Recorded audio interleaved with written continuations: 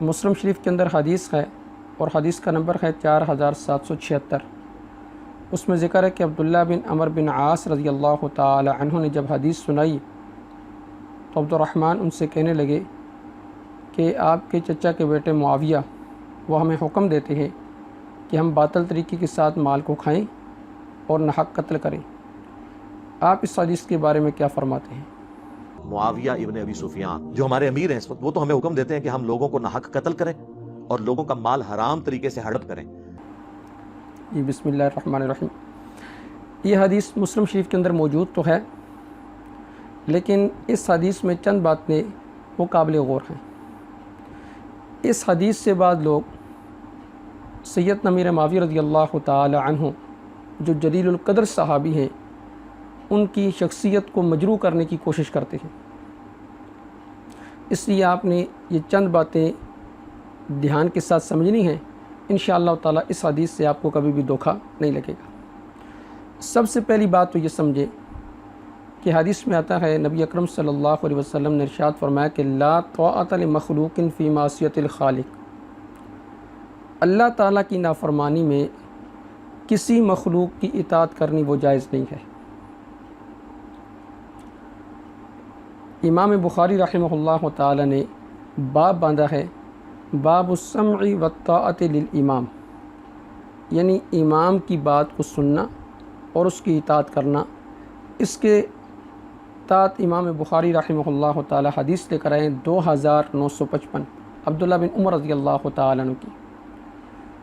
عبداللہ بن عمر رضی اللہ تعالیٰ عنہ یہ نبی اکرم صلی اللہ علیہ وسلم سے نقل فرماتے ہیں، آپ نے فرمایا کہ السمع والطاعۃ حق بما لم یؤمر بمعصیۃ، کہ امام کی اطاعت اس وقت تک کرنی ہے کہ جب تک امام معصیت یعنی نافرمانی کا حکم نہ دے۔ فاذا امر بمعصیۃ، اگر وہ نافرمانی کا حکم دے دے تو فلا سمع ولا طاعۃ، تو نہ اس کی بات کو سنا جائے گا اور نہ اس کی اطاعت کی جائے گی۔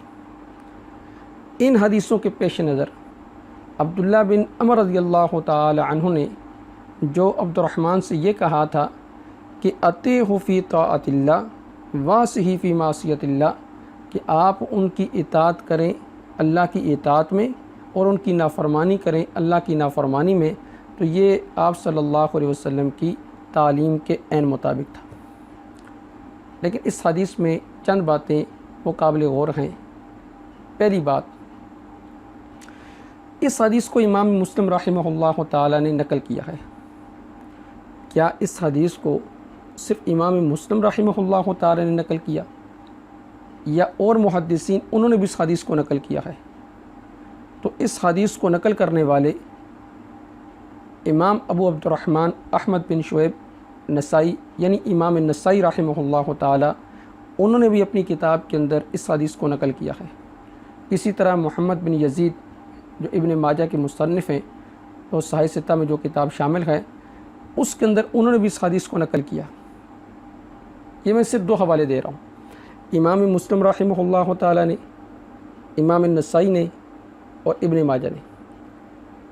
لیکن اس میں صرف مسلم شریف کے اندر یہ الفاظ ہیں کہ یأمرنا ان نأکل اموالنا بالباطل ونقتل انفسنا، کہ ہم لوگوں کے مال کو باطل طریقے کے ساتھ کھائیں اور ناحق قتل کریں۔ باقی امام النسائی رحمہ اللہ تعالی نے بھی حدیث نقل کی، اس میں بھی یہ الفاظ نہیں ہیں، اور ابن ماجہ نے بھی یہ حدیث نقل کی، اس کے اندر بھی یہ الفاظ نہیں ہیں۔ اب سوچنے کی بات یہ ہے کہ جب ان محدثین نے بھی اس حدیث کو نقل کیا لیکن اس میں وہ الفاظ نہیں ہیں، امام مسلم نے نقل کیا اس کے اندر یہ الفاظ ہیں، تو یہ الفاظ آئے کہاں سے ہیں؟ تو اس حدیث کی سند کو دیکھا جائے گا۔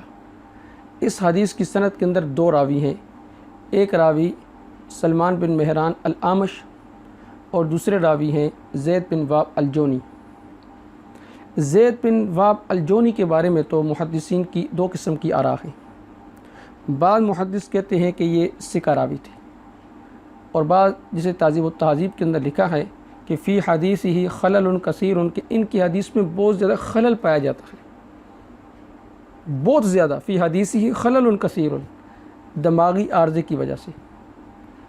اب ان کی حدیث کے اندر یہ الفاظ پائے جاتے ہیں کہ یأمرنا ان نأکل اموالنا بالباطل۔ اب ایک طرف ایک صحابی ہیں جن کے بارے میں نبی اکرم صلی اللہ علیہ وسلم نے فرمایا کہ اللہ معاویہ کو ہادی اور مادی بنا، دوسری طرف ایک ایسا راوی ہے کہ جس کے بارے میں محدثین کی آراء مختلف فی ہیں، جس کی حدیثوں میں خلل کثیر پایا جاتا ہے، تو اس کے ایک جملے کو لے کر ہم سیدنا امیر معاویہ رضی اللہ تعالیٰ عنہ کی اتنی بڑی منقبت اور ان کی شخصیت اور ان کی ذات کو مجروح کرنے کی کوشش کرتے ہیں۔ ہمیشہ جملوں کو سامنے والی شخصیت کو سامنے دیکھ کر پھر پرکھا جاتا ہے۔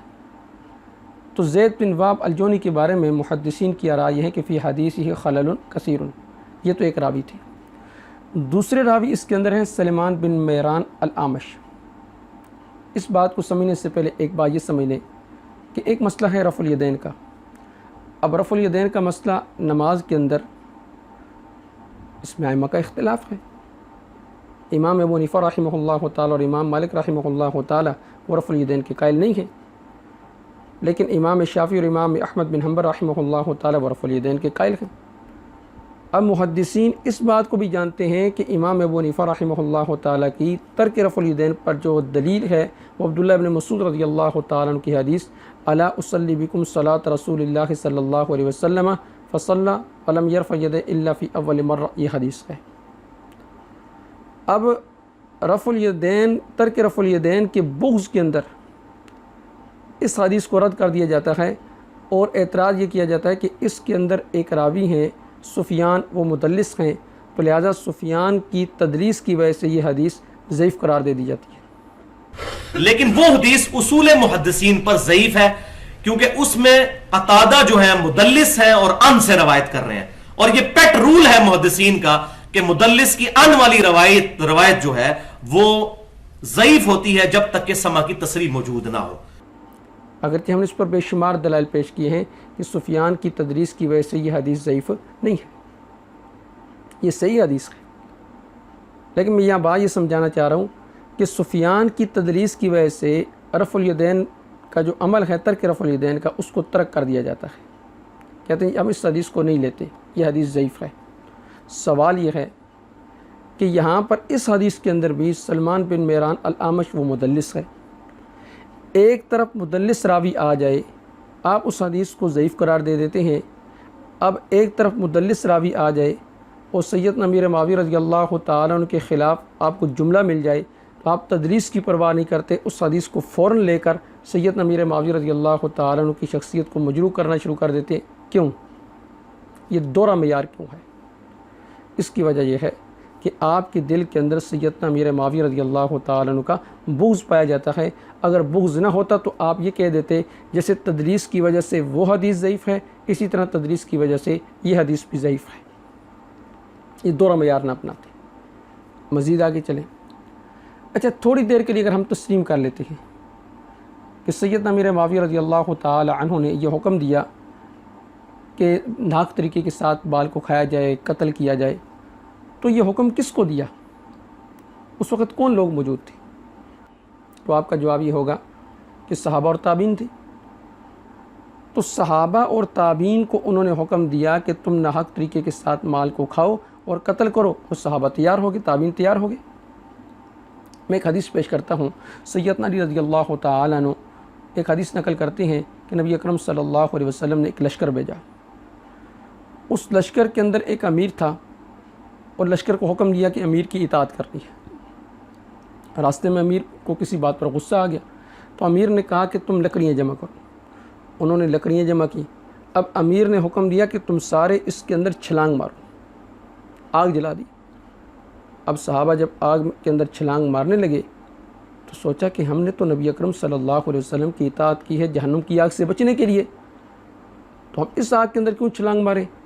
اب صحابہ چھلانگ مارنے سے رک گئے۔ جب نبی اکرم صلی اللہ علیہ وسلم کو یہ واقعہ پتہ چلا تو آپ نے کہا کہ اگر وہ اس کے اندر چھلانگ مار دیتے تو قیامت تک اس آگ کے اندر ہی رہتے۔ اس حدیث کے اندر دو باتیں قابل غور ہیں۔ امیر کی اطاعت کا حکم دیا تھا نبی اکرم صلی اللہ علیہ وسلم نے، اس کے باوجود جب امیر نے ایسی بات کا حکم دیا جو شریعت کے خلاف بنتی تھی تو صحابہ نے اس پر عمل نہیں کیا۔ تو یہ کیسے ہو سکتا ہے کہ قرآن کریم کا حکم صحابہ کے سامنے ہو کہ یا ایھا الذین آمنوا لا تأکلوا اموالکم بینکم بالباطل، اور اس کے باوجود صحابہ امیر معاویہ رضی اللہ تعالیٰ عنہ کے کہنے پر وہ ناحق طریقے سے مال کھانا بھی شروع کر دیں اور ناحق طریقے سے قتل کرنا بھی شروع کر دیں، اور امیر معاویہ رضی اللہ تعالیٰ عنہ کو کوئی پوچھنے والا بھی نہ ہو؟ پھر صحابہ کی وہ صفت کہاں گئی کہ وہ کسی ملامت کرنے والی کی ملامت کی پرواہ نہیں کیا کرتے تھے؟ چوتھی بات، آج کے دور کا صرف جائزہ لے لیں۔ آج کے دور میں اور آپ اگر صرف 5 وقت کی نماز پڑھنے والے ہیں، اگر ہمیں کوئی شخص یہ کہہ دے کہ آپ باطل طریقے کے ساتھ حرام مال کو کھائیں یا ناجائز مال کو خرچ کریں یا تقسیم کریں، تو کیا میں اور آپ حرام طریقے سے مال کو خرچ کریں گے؟ حرام طریقے سے کمایا ہوا مال یا ناجائز طریقے سے کمایا ہوا مال وہ کھائیں گے یا کسی کا حق کھائیں گے؟ ہم صرف 5 وقت کی نماز پڑھنے والے ہیں اور نبی اکرم صلی اللہ علیہ وسلم سے 1400 سال بعد آئے ہیں، تو ہمارے اندر اتنا خوف پایا جاتا ہے، ہم کہتے ہیں کہ ہم کسی کا مال ناحق طریقے سے نہ کھائیں نہ اس کی حمایت کریں۔ تو کیا صحابہ اور تابعین کا ایمان ہم سے بھی زیادہ کمزور تھا کہ وہ سیدنا امیر معاویہ رضی اللہ تعالیٰ عنہ کے کہنے پر ناحق طریقے کے ساتھ مال کھانا شروع کر دیا انہوں نے؟ اچھا، پھر اعتراض تو بنتا ہے کہ اگر انہوں نے مال نہیں کھایا تو سیدنا امیر معاویہ رضی اللہ تعالیٰ عنہ نے یہ جو حکم دیا تھا کہ یأمرنا ان نأکل اموالنا بالباطل، اس کا کیا مطلب ہے؟ اب ہم نے محدثین سے پوچھنا ہے کہ یہ حدیث آج تو نہیں آئی نا، یہ حدیث تو محدثین 1400 سال سے نقل کرتے آ رہے ہیں، تو ظاہر بات ہے اس حدیث کا معنی بھی وہ جانتے تھے، اور انہوں نے یہ حدیث ان سے سنی ہے کہ جو نبی اکرم صلی اللہ علیہ وسلم کے قریب کے زمانے کے لوگ تھے، اس کے معنی کو، اس کے مفہوم کو اچھی طرح جانتے ہیں۔ اب محدثین امام مسلم رحمہ اللہ تعالی، مسلم شریف کی شرح جو امام نووی رحمہ اللہ تعالی نے کی شارح مسلم ہیں، وہ اس حدیث کا معنی یہ بیان کرتے ہیں کہ اس دور میں سیدنا علی رضی اللہ تعالیٰ عنہ اور سیدنا امیر معاویہ رضی اللہ تعالیٰ عنہ کے مابین آپس میں جھگڑا تھا۔ عبداللہ بن عمر رضی اللہ تعالیٰ عنہ نے حدیث سنائی کہ خلیفہ اول منتخب ہو جانے کے بعد اس کے خلاف جھگڑا کرنا یہ حرام ہے۔ تو عبد الرحمن نے فوراً کہا کہ علی رضی اللہ تعالیٰ عنہ تو خلیفہ مقرر ہو چکے ہیں، ان کی بیعت ہو چکی ہے۔ اب انہوں نے کہا جی کہ اگر امیر معاویہ رضی اللہ تعالیٰ عنہ ان کے خلاف لشکر کشی کا حکم دیتے ہیں تو گویا کہ اور ان کے خلاف قتال کا حکم دیتے ہیں تو لشکر کشی جب کریں گے تو ظاہر بات ہے کہ لشکر پر مال بھی خرچ کیا جائے گا، اور جب ان کے خلاف لڑیں گے تو ظاہر بات ہے کہ یہ قتال فی النفس بھی ہے، یعنی اپنے نفس کو قتل کرنا ہے۔ تو اپنے اس گمان کو انہوں نے اس الفاظ میں بیان کیا کہ ھذا ابن عمک معاویہ، تو یہ آپ کے چچا کا بیٹا جو معاویہ ہے، یأمرنا ان نأکل اموالنا بالباطل، یعنی حکم دیتا ہے کہ اپنے مال کو ناحق طریقے سے خرچ کرنے کا۔ اب ناحق طریقے سے کھانے کا مطلب یہ ہے کہ وہ جو لشکر سید علی رضی اللہ تعالیٰ عنہ کے خلاف تیار تھا، تو اس پر جو مال خرچ کیا جا رہا ہے، فرمایا کہ اس مال کو خرچ کرنا، فرمایا یہ باطل طریقے کے ساتھ مال کا کھانا ہے۔ تو اس کے جواب میں پھر عبداللہ بن عمر بن عاص رضی اللہ تعالیٰ عنہ کا کہ اطیعوا فی طاعت اللہ، آپ ان کی اطاعت کریں اللہ کی اطاعت کے اندر، اور وعاصیہ ان کی نافرمانی کریں فی معصیت اللہ، اللہ کی نافرمانی میں۔ اب محدثین کے نزدیک اس حدیث کا معنی یہ ہے کہ وہ لشکر کے اوپر جو مال خرچ ہوتا تھا وہ باطل طریقے کے ساتھ مال کھانا ہے، اور ان کے ساتھ جو جھگڑا ہے یہ قتل نفس ہے۔ وہ تو یہ معنی لیتے ہیں، اور آج کل کے جہلاء یہ معنی لیتے ہیں کہ شاید وہ ناجائز طریقے کے ساتھ اور حرام طریقے کے ساتھ مال کو کھانے کی ترغیب دیا کرتے تھے۔ فیصلہ آپ خود کر لیں کہ محدثین کا معنی ٹھیک ہے یا آج کل کے جہلاء اور سفہاء کا معنی بہتر ہے۔